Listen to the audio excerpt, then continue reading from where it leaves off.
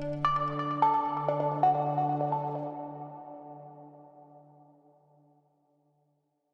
was an activist out in the San Francisco Bay Area when Stonewall happened.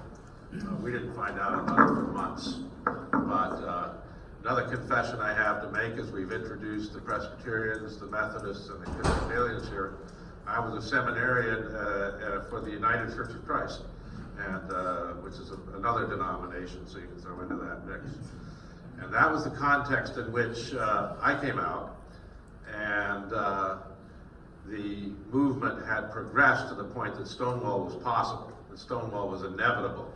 The streets were filled with young people who were there and who answered the call, you might say, of a new paradigm for independence and freedom, and it was in the context of the anti-war movement. One of the most significant things about that week that I did acknowledge from being out in the Bay Area was that not only had Judy Garland died and a funeral held for her, and a lot of people who were writing about gay history like to say that was the incident that spurred the Stonewall riots, because they want to have a revisionist view of history that contains everything within certain categories. It was the anti-war movement that precipitated the Stonewall riots. Make no mistake about it. And you know why?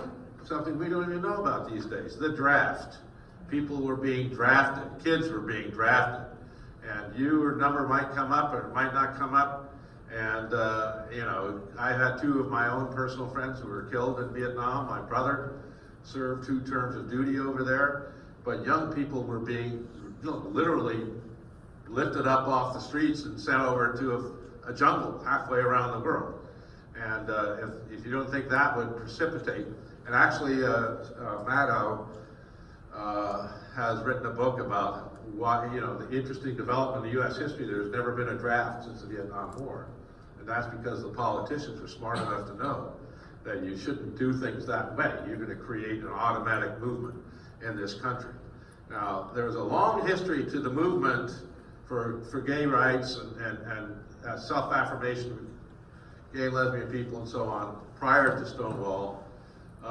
It's a history that goes back, in the U.S., take it back to Walt Whitman. This guy is spectacular, okay? He is the hero of this movement. And in this book in particular here, he writes about the Civil War. He writes about what it was like to be a nurse, because he was too old to fight, maybe right in this church here, of young men, almost all men, who were being maimed and killed and suffering so greatly in the Civil War.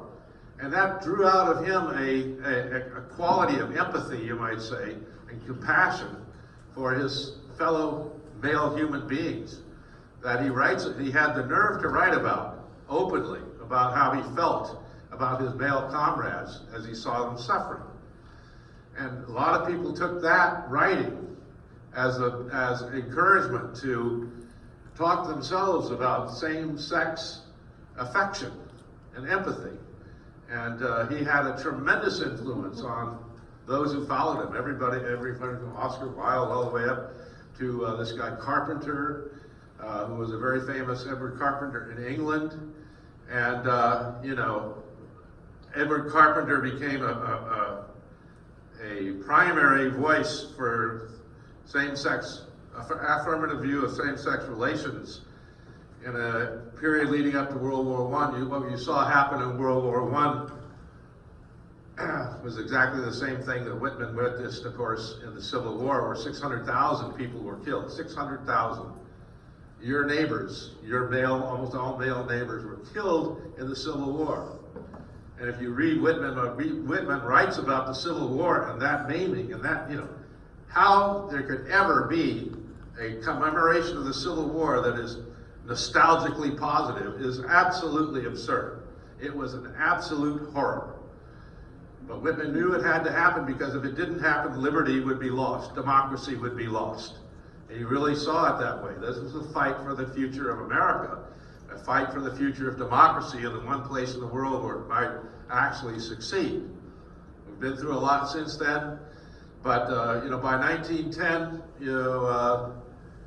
Edward Carpenter, who had met with Whitman and so on, he had somebody come visit him named E.M. Forster. Some of you may have heard of E.M. Forster, a novelist, a British writer. And in 1910, E.M. Forster wrote a novel called Maurice, okay? He held on to this novel. It was about a same-sex love affair, right? He held on to this novel from 1910 till 1970. He would write to his close friends, like Christopher Isherwood, for one. And there's a whole book, a volume of letters between Isherwood and Forster about how should I end this? I mean, and I haven't quite figured out what a good ending for this would be yet. All the while, that novel was completely unavailable to anyone else other than his closest circle. He died in 1970. Actually, Forster died by 1972, but he was too old to know the effects of Stonewall and everything else. But he had left to Isherwood the rights to publish this book after he died. Stonewall made it possible for this book to be published. Okay, Isherwood himself took all the books he had written about that were the basis of the musical and the movie Cabaret, and rewrote them in a book called Christopher and His Kind, which told all the same stories, but from the standpoint of the reality that he was gay, and he was living in a gay environment, a gay context, and everything else. All that became possible in the aftermath of Stonewall. Tennessee Williams wrote his memoir in the aftermath of Stonewall. I had a personal friend who wrote him a passionate letter, when I was part of the early gay movement prior to Stonewall. Tennessee, won't you please come out? Come out to us all so that we can gain the affirmation that comes with that. My friend wound up committing suicide. A few years later, Tennessee Williams writes his memoir, and it's all about his gay life from childhood. And he was free to do it from that point forward, right? So the world changed because of that Stonewall moment that created the context for all of this stuff to come out and become public. Now, my only final point on this is this.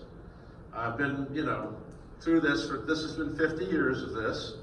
I've got my own book. I wrote 2 years worth of essays on these subjects of what it means to be LGBTQ, from an epistemological point of view, metaphysical point of view, blah, blah, blah, my own personal history. My first lover in life was Tchaikovsky, listening to his music as a boy. Little did I know. At any rate, my only final point is this.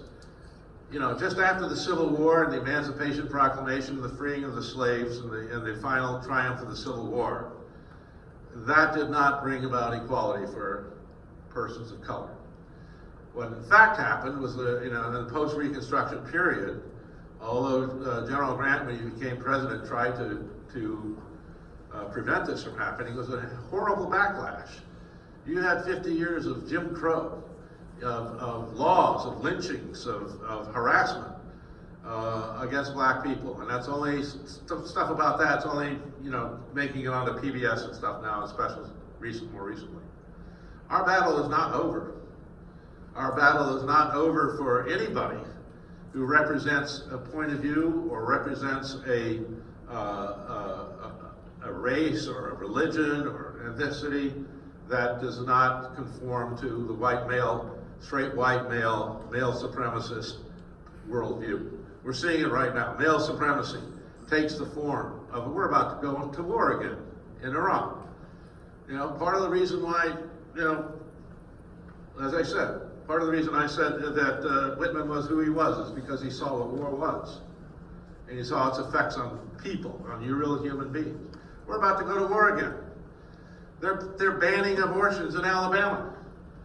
There's going to be other places. There's a tremendous, backlash that's been precipitated by this president who's in office now, but he's not the only reason for it. Okay, they're using him to advance this cause. There is going to be this backlash. We have to continue to fight. The advances have been great. The testimonies here today by these people up here, phenomenal people. Everyone involves personal decisions that have to be made. A personal belief that you have to stand up for who you are and what you believe. But that's something that everybody has to have in society. Other situations, if you're a person of color, you don't have the choice. But if you're an LGBTQ person or whatever, you can just as easily stay in the closet, so to speak, and hide from your responsibilities as a human being. But coming out isn't just a question of you coming out. Coming out is a question of where do you stand with respect to humanity? Not just you, everybody. And if you have to stand for yourself.